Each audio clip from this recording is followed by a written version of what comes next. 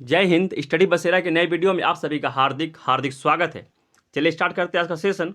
आज के सेशन का जो पहला प्रश्न है, निम्न में से किसकी या फिर किनकी अधिकता से अम्ल वर्षा होती है, यानी कि एसिड रेन किसके बढ़ने से, अधिक हो जाने से एटमॉस्फेयर में एसिड रेन होता है। तो इस प्रकार सही जवाब हो जाएगा ऑप्शन बी। ऑप्शन बी अर्थात नाइट्रोजन ऑक्साइड और सल्फर डाइऑक्साइड की मात्रा एटमॉस्फेयर में अगर बढ़ जाती है किस क्षेत्र में, तो वहाँ एसिड रेन की संभावना होती है। इसके बारे में थोड़ा सा इक्वेशन मैंने बना रखा है, इसे भी देख लीजिए, समझ लीजिए। सल्फर डाइऑक्साइड, ये देखिए सल्फर डाइऑक्साइड है, ऑक्सीजन के साथ, ऑक्सीजन एंड वाटर जो एटमॉस्फेयर में प्रेजेंट रहते हैं उनके साथ रिएक्शन करने के बाद, इसका समय कलर थोड़ा दूसरा ले लेता हूँ, हाँ अब सही होगा। Sulphur dioxide, oxygen and water atmosphere में जो प्रेजेंट रहते हैं उनके साथ रिएक्शन करने के बाद, जब बारिश होती है तो रिएक्शन करने के बाद H2SO4, ये है H2SO4, यानी कि सल्फ्यूरिक एसिड का निर्माण हो जाता है, सल्फ्यूरिक एसिड बन जाता है। और nitrogen dioxide and oxygen and water के साथ रिएक्शन करने के बाद HNO3 यानी कि नाइट्रिक एसिड का निर्माण होता है। इन दोनों से ही, ये दोनों ही जब बनते हैं, बारिश के साथ आते हैं ज़मीन पर, तो ये बहुत ही नुकसान करते, फसल को भी, मोनूमेंट्स को भी, बिल्डिंग्स को भी नुकसान करते हैं और मानव शरीर को भी नुकसान करते हैं, मानव जाति के लिए नुकसान पहुंचाते हैं, फसल को भी नुकसान पहुंचाते हैं।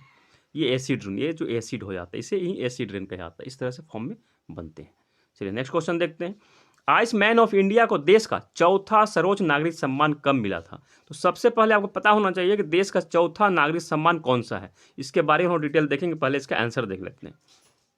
तो आइस मैन ऑफ इंडिया को चौथा नागरिक सम्मान कब मिला था? तो 2015 में मिला था। अब हम लोग इसके बारे में डिटेल देखते हैं कि आइस मैन इंडिया कौन है। Ice man of India Ladakh के जो इंजीनियर हैं च्यवांग नॉरफेल है, च्यवांग नॉरफेल इनका नाम है, और इन्हें आइस मैन ऑफ इंडिया उपनाम से भी नवाजा गया, कहते भी हैं। और इन्होंने लद्दाख में, इन्हें आइस मैन ऑफ इंडिया क्यों कहा जाता है, तो इन्होंने लद्दाख में 15 से ज़्यादा कृत्रिम ग्लेशियर, आर्टिफिशियल ग्लेशियर का निर्माण किया और वहाँ पानी की कमी को दूर किया इन आर्टिफिशियल ग्लेशियर के निर्माण के बाद से। और देश का चौथा नागरिक सम्मान पद्मश्री को कहा जाता है। पद्मश्री को देश का चौथा नागरिक सम्मान कहा जाता है, जो कि 2015 में च्यवांग नॉरफेल को मिला है। इन्हें सम्मानित किया गया है, देश के चौथे नागरिक सम्मान पद्मश्री से नवाजा गया है। देखिए पहला पूरा कंप्लीट हम लोग देख लेते हैं, देश के कौन कौन से नागरिक सम्मान है, सर्वोच्च नागरिक सम्मान है। तो देश का पहला नागरिक सम्मान जो है भारत रत्न है, पहला रत्न है, भारत रत्न है पहला सर्वोच्च नागरिक सम्मान जो कि सिविलियन को दिया जाता है। इसकी स्थापना 1954 में हुई थी, 1954 में इसकी स्थापना हुई थी।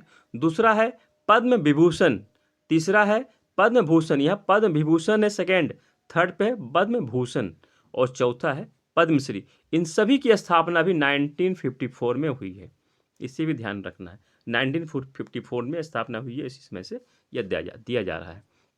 चलिए देखते हैं नेक्स्ट क्वेश्चन।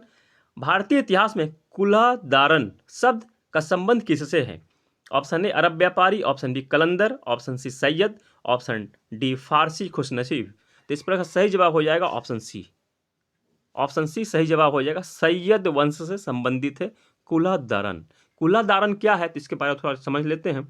कुलादारन, कुल्हा का मतलब होता है नुकीली टोपी, इस शेप की नुकीली टोपी वे लोग पहनते थे, टोपी पहनते थे, यहाँ से इनका बॉर्डर बना हुआ था, तो इस तरह का शेप में वे लोग पहनते थे टोपी, और तो इसे ही कुल्हा कहा जाता है। तो ये लोग वंश के पहनते थे, इसलिए उन्हें कुल्हादारन भी कहा जाता है। तो कुल्हादारन सबसे ये संबंधित है सैयद वंश से।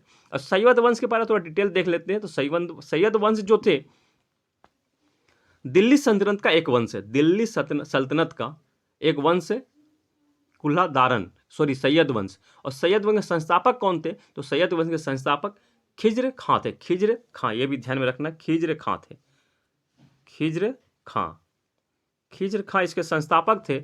और इन्होंने, और इनके पुत्र मुबारक खां ने शाह की उपाधि ली थी, शाह की उपाधि मुबारक ने ली थी। उसके बाद अपना नाम उन्होंने मुबारक शाह कर लिया था। और सैयद वंश का अंतिम शासक अलाउद्दीन आलम शाह था। खिज्र वंश का अंतिम शासक, खिज्र वंश या फिर सैयद वंश का अंतिम शासक अलाउद्दीन आलम शाह था। अब हम लोग समझते हैं कि सैयद वंश की स्थापना कैसे हुई थी, कब हुई थी। अब समझते हैं हम लोग सैयद वंश की स्थापना कैसे हुई थी। तो तुगलक वंश का अंतिम शासक नसरुद्दीन महमूद था।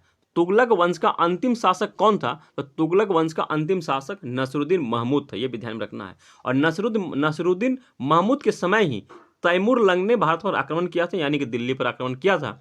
और आक्रमण करने के बाद तैमूर लंग जब लूटपाट करके बहुत सारी धन दौलत के साथ वापस जा रहा था, तो उसने खिज्र खां को पंजाब प्रांत का गवर्नर नियुक्त किया था, राज्यपाल वहां बना दिया था। उसकी जिम्मेदारी, इस प्रांत की, इस क्षेत्र की जिम्मेदारी खिज्र खां को दी थी और देकर वो वापस चला गया था।